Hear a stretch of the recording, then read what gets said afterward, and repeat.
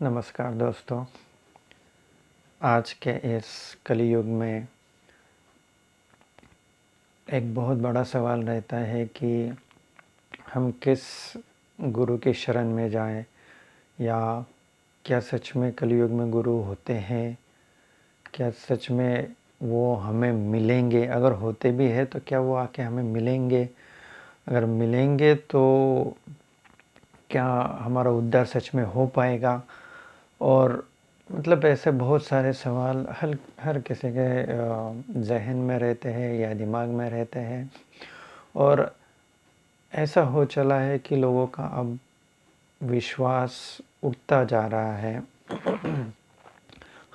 Sorry, इन सब चीज़ों से। लेकिन ये हमें समझना चाहिए कि ये सब कलियुग का प्रभाव है।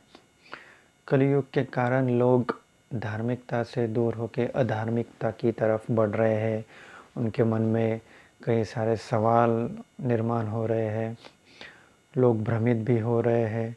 बहुत सारे लोग भोंदू बाबा बन के लोगों को ठग भी रहे हैं, ठगी कर रहे हैं। और जो ये पवित्र क्षेत्र है, पवित्र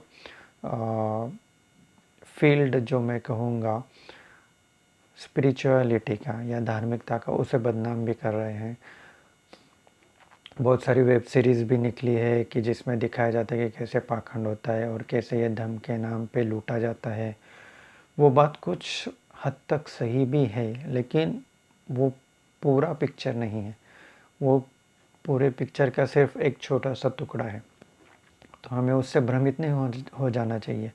जो सच्चे साधक है, सच्चे भक्त है, और भक्त या भक्ति ये शब्द भी हम हटा देते हैं, जो सच्ची आत्माएं हैं, जिनको मोक्ष के राह पे चलना है, जिनको सत्य जान लेना है इस जीवन का, जिनको कुछ लेना देना नहीं है आश्रम से, बाबा से, या इस धर्म से, उस धर्म से, किसी पाखंड से, किसी कर्मकांड से। लेकिन उनको अपनी उन्नति करनी, उनको पता है कि ये जो जीवन है ये बहुत रहस्यमय है, और कुछ तो है जो इसके तह में, इसके सेंटर में छुपा हुआ है, जो बहुत अदृश्य है। और ये उनके मन में चाह हमेशा उठती रहती है।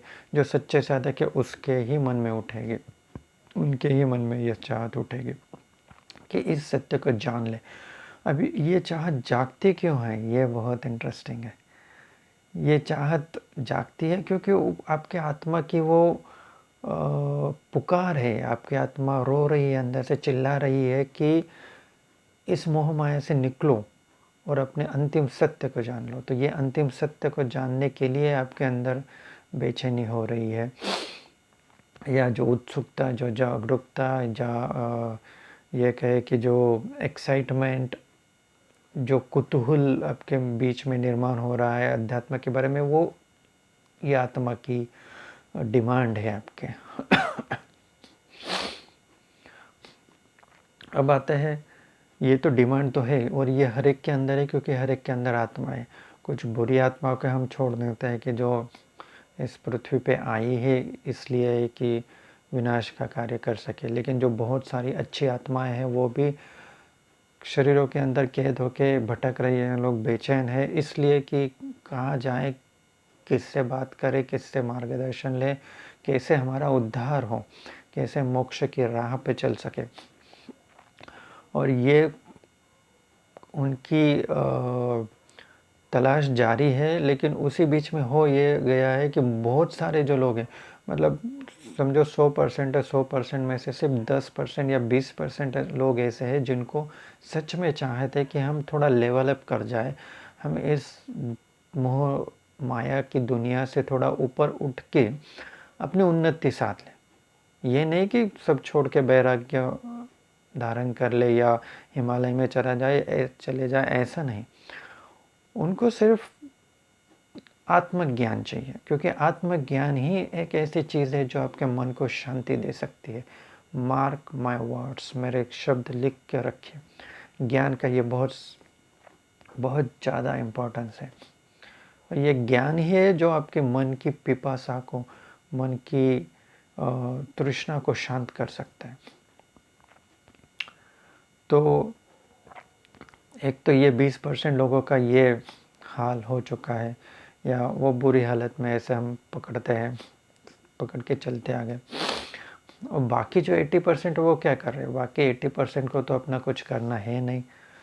उनका तो ऐश आराम मौज मस्ती, खाना पीना सोना, बस यही ज़िंदगी चल रही है, जिसे हम पशुतुल्य ज़िंदगी कह सकते हैं। पशुवत सब कार्य उनके चल रहे हैं। तो अब ये लोग क्या कर रहे हैं? उनको डर है। एक्चुअली में ये है नंबर में ज़्यादा, 80% ये लोग हैं ये टाइप के, लेकिन उनको डर है क्योंकि उनके अंदर भी वो आत्मा है जो जानती है कि जाना तो हमें इसी रास्ते पे जाए, अंत में अध्यात्म से ही हमें मोक्ष मिलेगा, स्पिरिचुअलिटी से ही मोक्ष मिलेगा, ये उनकी भी आत्मा जानते हैं। लेकिन वो कर्म बंधन में अटकी हुई है।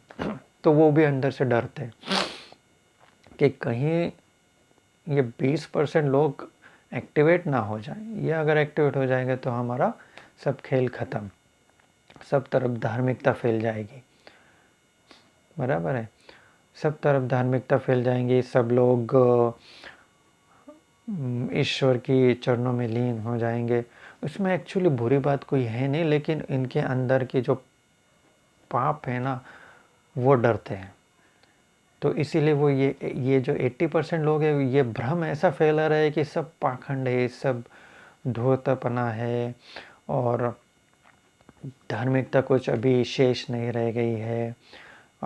वो दिन चले गए, सतयुग कलयुग त्रेता युग ये सब चला गया, अब कलयुग में कुछ नहीं बचा, और कुछ ज़िंदगी दूसरी होती नहीं है, पुनर्जन्म होता नहीं है, खाओ पियो ऐश करो मर जाओ, भूल जाओ, कुछ लेना देना नहीं। ऐसी सोच ये पैदा कर रहे हैं ये 80% वाले लोग।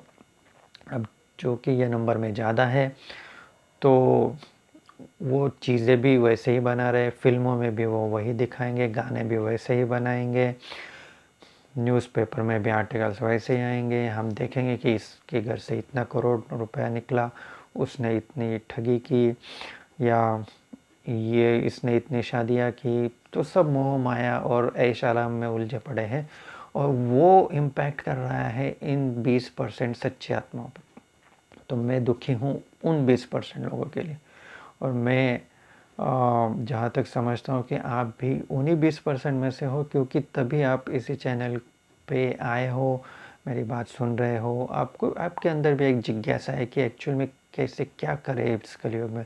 सब मोह माया भ्रमजाल फैला हुआ है, क्योंकि कलयुग है राहु का, राहु है धुआं, तो सब धुआं फैला हुआ है, धुएं में सब अंधकार जैसा धुंधला धुंधला हो चुका है, कुछ साफ दिखाई नहीं दे रहा।